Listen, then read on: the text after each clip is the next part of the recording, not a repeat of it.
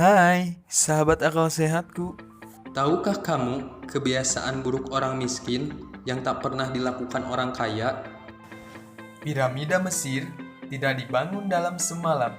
Begitu juga dengan tembok besar Cina. Lalu, bagaimana dengan Candi Prambanan? Tentu saja juga tidak.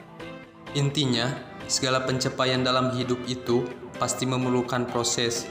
Kamu tidak boleh mengharapkan segalanya menjadi serba instan, tapi harus melalui proses perjuangan untuk mencapai cita-citamu.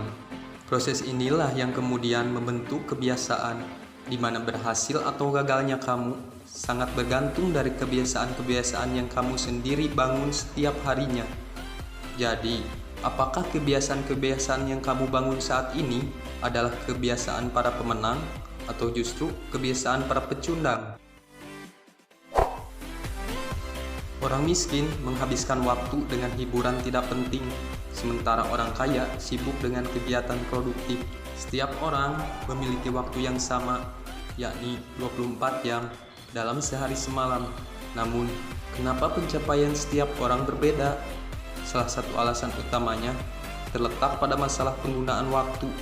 Kesuksesan setiap orang tidak ditentukan oleh seberapa banyak waktu yang dia miliki, tapi seberapa produktif orang tersebut dalam menggunakan waktu yang dimilikinya tersebut. Kamu menghabiskan kebanyakan waktu yang kamu punya selama ini, apakah hanya sibuk bermain game, shopping, main-main, ataukah sibuk membaca buku-buku yang mungkin bermanfaat? Apapun yang kamu pilih itu pasti akan membentuk masa depan kamu.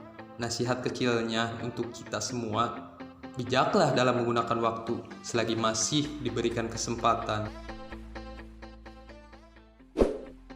Orang kaya menukar uang dengan hasil, namun orang miskin menukar uang dengan waktu.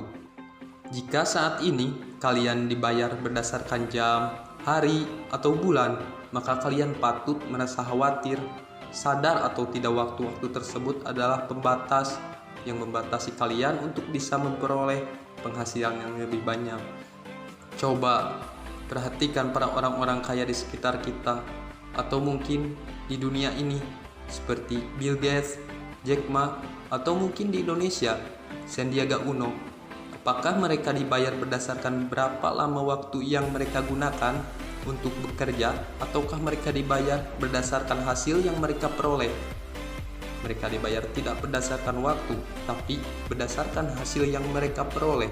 Mungkin ada dua cara sederhana yang kita semua patut untuk tiru jika ingin memiliki kebiasaan finansial di masa datang. 1. Bangun sebuah bisnis dan mulailah bekerja untuk diri sendiri. 2. Cara pekerjaan yang model pembayarannya berdasarkan sistem bagi hasil. Orang miskin mungkin suka menyalahkan orang lain atas kesusahannya mereka, sementara tidak untuk orang kaya. Dia tanggung jawab penuh atas kegagalan mereka. Mungkin kapan terakhir kali kamu mengalami kesusahan hidup dan siapa yang kamu salahkan pada saat itu? Apakah orang tua, teman, guru, orang kaya, cuaca, nasib, ataukah pemerintah? Tidak begitu penting jawaban yang kamu berikan. Yang penting adalah kita semua harus sadar bahwa setiap anak Adam saat mereka telah menginjakkan usia dewasa, maka hanya ada satu orang yang bertanggung jawab atas mereka. Siapakah dia? Dialah dirinya. Maju dan ambillah tanggung jawab dengan berani. Jangan tunggu orang lain, ini adalah masalahmu, jadi kamu pula yang harus mulai mengatasinya. Memang tidak akan mudah, tapi ini adalah jalan yang paling benar. Orang kaya memilih jalan ini, sementara orang miskin, no. Mungkin orang miskin sombong dan merasa tahu segalanya, sementara orang kaya, dia rendah hati dan senantiasa haus akan pengetahuan baru. Salah satu orang terkaya di dunia yang kamu kenal dan bisa dipastikan bahwa orang tersebut pasti sangat menyayangi buku. Gila buku lah. Baginya, buku adalah teman dekat bagi kebanyakan mereka. Seorang teman yang tidak hanya menghabiskan waktu kita secara sia-sia, tapi mengisi pikiran dan cakrawala pengetahuan. Ia membuat kita berkembang, jadi lebih dewasa dan bijak. Begitulah cara hidup orang-orang kaya. Mereka senantiasa memendamkan diri mereka dalam lautan keilmuan yang mungkin seolah-olah tak bertepi. Lalu, bagaimana dengan orang miskin? Orang-orang yang bermental miskin biasanya sudah merasa cukup dengan gelar yang mereka miliki. Kegiatan belajar bagi kebanyakan mereka berhenti tepat setelah hari kelulusan. Mereka dari sekolah dan perguruan tinggi, mereka sudah merasa cukup dengan jumlah buku yang mereka telah baca sampai saat ini. Berapa sih banyak buku yang telah kamu baca? Bill Gates, dia membaca sebanyak 1 buku setiap minggunya, atau setara dengan 50 buah buku setiap tahunnya. Adapun Bosman dari Warwick, dia habiskan 2 buku dalam 1 bulan. Katanya, gila buku.